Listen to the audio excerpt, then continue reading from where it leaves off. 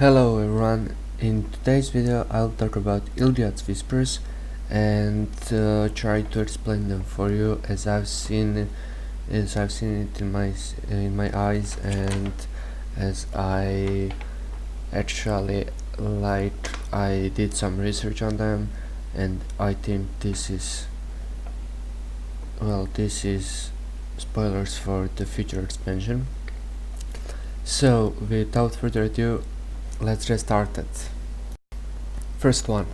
Flesh is his gift, he is your true creator. This clearly indicates to Yorsaron, as he is said to be the one creating Curse of Flesh when he took over Ulduar and corrupted the machine that was building the earth and etc., corrupting them with flesh. But it can also indicate to Enzat also, because it is said that he worked together with Yorsaron in the corrupting of the actually creating Curse of Flesh.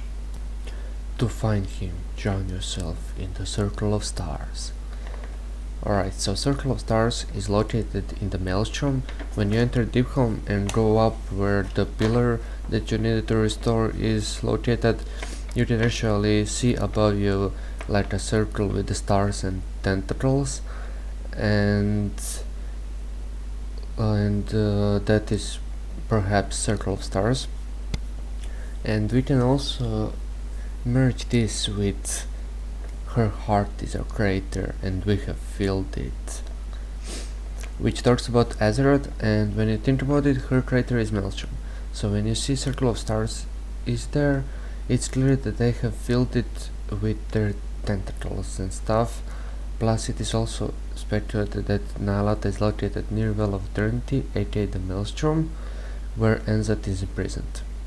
We can also add another whisper that goes, from the earth he draws our strength, our earth, our strength, which indicates that Enzat is consuming Azeroth essence and collecting his strength, and he can also do that from Maelstrom, because it is after all the creator of Azeroth.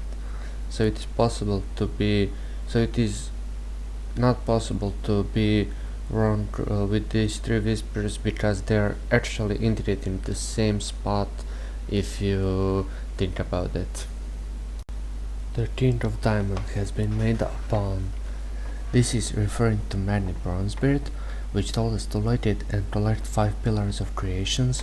I will explain shortly why that is, and he stated that Azeroth told him that so we can ask ourselves, did Azeroth commune to him? Or perhaps the old gods.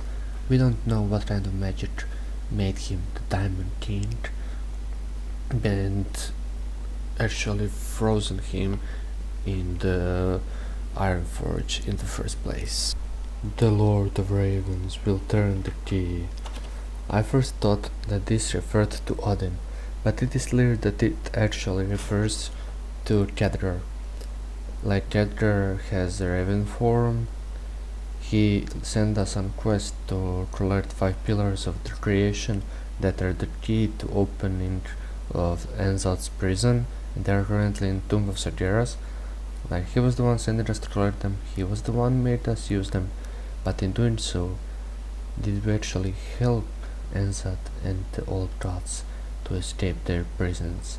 Will there be another Black Emperor rising? The boy king serves the master's table. 3 lies he will offer you. Alright, so this is, on this one most people speculated that this refers to Enden, but I think it's Rathian. He is the boy, after all. He lied to us 3 times, as you can recall those 3 achievements that we got in Mist of Pandaria, where he ate the heart of Thunderlord, and that could possibly make him a king, perhaps, or he is solely named king. He is the one that called himself the king of the Black Dragonflight or something. Plus, another interesting idea Could he be maybe corrupted after all? If he wasn't corrupted, he sure would know about the another uncorrupted black dragon in High Mountain, and there are not any evidence that Ratim isn't corrupted. It is only what he said. Is that a lie? Interesting thoughts. 5 keys to open the way, 5 torches to light our path. This one is easiest of all. It's clearly 5 pillars of creation, and because of this I think they are forming the key to set them free. This is like the one that was speculated from the beginning and the only one that practically didn't change at all.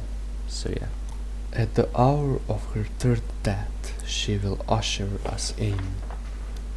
Well, this one everyone thought will make Sylvanas, but then again, she already had 3 deaths, maybe even 4 if you count the Helheim one. So first, Arthas killed her and raised her undead. Second death, after Arthas' death, she jumped from atop Alcron into her death, where she experienced hell, and when the Valkyries brought her back, she vowed to never again return there. Her 3rd death was when Godfrey killed her at the end of the Forsaken questline in the Silverpine Forest. And we can maybe at that 4th death when she entered Helheim, because you kinda have to be dead to enter Helheim, as we've seen in the questlines in Stormheim. But I think it's about Azeroth.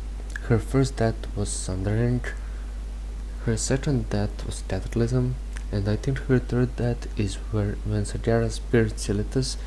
By the way, this was spoilers, I know I said it too late, but yeah. Sageara pierced Silitus with his sword, making a huge wound that is spilling Azeroth's blood. So, after all these clues have been talked about, we can conclude this video. We gathered pillars, we used them, we held Rathian, and we left Azeroth unguarded, trying to kill Sargeras, to defeat him, that is, and when we succeeded, he made the final thing. He pierced the Silitus and granted a 3rd death of Azeroth, so to say. And I think that is exactly what they needed. That is exactly what Enzoth and the old gods needed to escape their prisons. So yeah, I think 90% that this expansion will be about Ny'alotha, Enzoth, and the all old gods team kinda going on. Well, we'll find that at BlizzCon in about a month and see if I was right. Thanks for listening. If you liked this video, subscribe, like, or even dislike if you didn't like it, as it indicates am I doing a good job or bad job, and it really helps out with the channel. To like, if I see that there is a lot of likes and dislikes, I know that you guys are actually liking or maybe having some bad thoughts about my videos, but you're still watching, so I can create another videos for you. Till next time, take care y'all.